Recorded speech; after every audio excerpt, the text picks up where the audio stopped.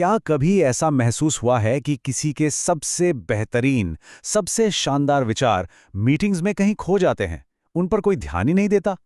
आज हम इसी राज से पर्दा उठाएंगे और देखेंगे कि कम्युनिकेशन पर कमांड हासिल करना किसी के भी करियर को हमेशा के लिए कैसे बदल सकता है।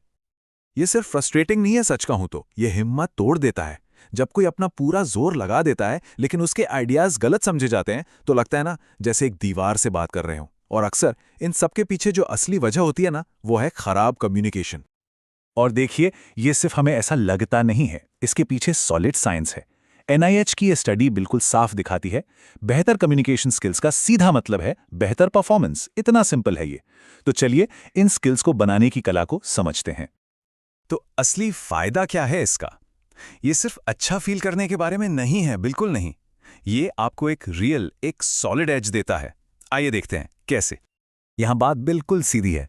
साफ साफ कम्युनिकेट करना करियर लैडर पे तेजी से चढ़ने जैसा है। स्लाइड के मुताबिक जो लोग क्लियरली कम्युनिकेट करते हैं वो ज्यादा तेजी से आगे बढ़ते हैं। और इसका कारण, क्योंकि जैसे जैसे किसी की जिम्मेदारियां बढ़ती हैं, उसकी टीम को मोटिवेट करने की और अपने आइडियाज को समझाने की काबिलियत बस और भी ज्यादा क्रिटिकल हो जाती है। तो ये सब शुरू कहाँ से होता है? ये शुरू होता है लिखे हुए शब्दों से, उनकी क्लैरिटी से। यही हर अच्छे कम्युनिकेशन की बुनियाद है। जरा लेफ्ट साइड देखिए, कंफ्यूजन, जटिलता और सीधे सीधे टाइम की बर्बादी। अब राइट साइड पे नजर डालिए, क्लैरिटी, सिंप्लिसिटी, एफिशिएंसी। ये सिर्फ लिखने का तरीका नहीं है, ये सामने वाले इंसान के वक्त, उसकी एनर्जी और उसके फोकस की इज्जत करने का तरीका है। तो सवाल यह है कि ऐसी क्लैरिटी लाएं कैसे? इस 4 स्टेप प्रोसेस को फॉलो कीजिए। स्टेप 1, अपना क्यों क्लियर कीजिए। इस ईमेल या डॉक्यूमेंट से आखिर हासिल क्या करना है। स्टेप 2, अपने आइडियाज को एक लॉजिकल आउटलाइन में डालिए। स्टेप 3, इसे सिंपल रखिए, छोटे सेंटेंसेस, आम बोलचाल के शब्द, कोई जार्गन नहीं। और आखिर में जो सबसे मुश्किल हिस्सा है, रूथलेसली एडिट कीजिए। अगर किसी शब्द की जरूरत नहीं है तो उसे निकाल दीजिए। मार्क ट्वेन ने इसे बिल्कुल आसान शब्दों में समझाया था। छोटा और साफ लिखने में वक्त और मेहनत लगती है, लेकिन इससे आपका मैसेज इतना ज्यादा पावरफुल बन जाता है कि यह मेहनत हमेशा वसूल होती है। लेकिन कम्युनिकेशन सिर्फ शब्दों तक ही तो सीमित नहीं है ना। कई बार जो हम नहीं कहते वही सबसे जोरदार आवाज करता है। आइए अब नॉन वर्बल क्यूज यानी इशारों की इस दिलचस्प दुनिया को एक्सप्लोर करते हैं। अगर कॉन्फिडेंस प्रोजेक्ट करना है तो इन आसान चीजों से शुरुआत कीजिए। एक ओपन पोस्चर रखिए जो कहता है कि मैं यहां सुनने के लिए हूं। आंखों में आंखें डालकर बात कीजिए, इससे भरोसा बनता है। और एक सच्ची मुस्कान जो किसी भी तरह के तनाव को फौरन कम कर देती है। और दूसरी तरफ कुछ ऐसी आदतें हैं जो आपकी क्रेडिबिलिटी को पल भर में खत्म कर सकती हैं, जैसे हाथ बांधकर खड़े होना। ये आपको क्लोज्ड ऑफ और डिफेंसिव दिखाता है। इधर उधर टहलना या बेचैनी से हाथ पैर हिलाना, ये इनसिक्योरिटी की निशानी है। इन छोटी छोटी आदतों से बचना जरूरी है ताकि आपका असली मैसेज आगे आ सके। और अब एक प्रो टिप, पर्सनल स्पेस के बारे में हमेशा अवेयर रहिए।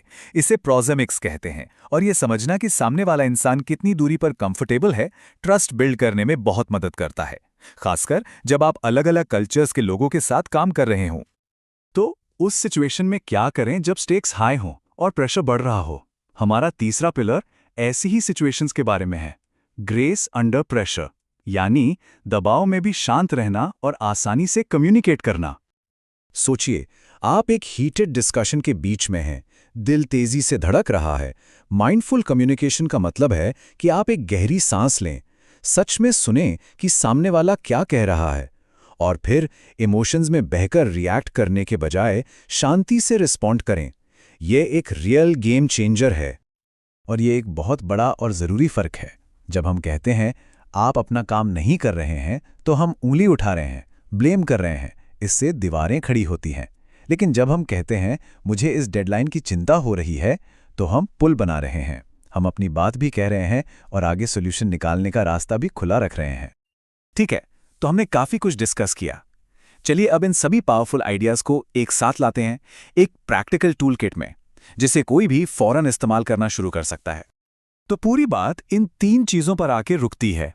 क्लैरिटी के लिए चीजों को सिंपल रखिए, नॉन वर्बल कम्युनिकेशन के लिए कॉन्फिडेंस प्रोजेक्ट कीजिए, और प्रेशर में शांत और असर्टिव रहिए।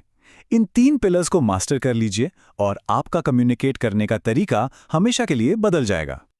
तो अब सोचने वाला सवाल यह है, कल ऐसी कौन सी एक बातचीत है जिससे अलग तरीके से अप्रोच किया जाएगा? याद रखिएगा, असली ग्रोथ एक छोटे से सोचे समझे बदलाव से शुरू होती है। वो एक बदलाव क्या होगा?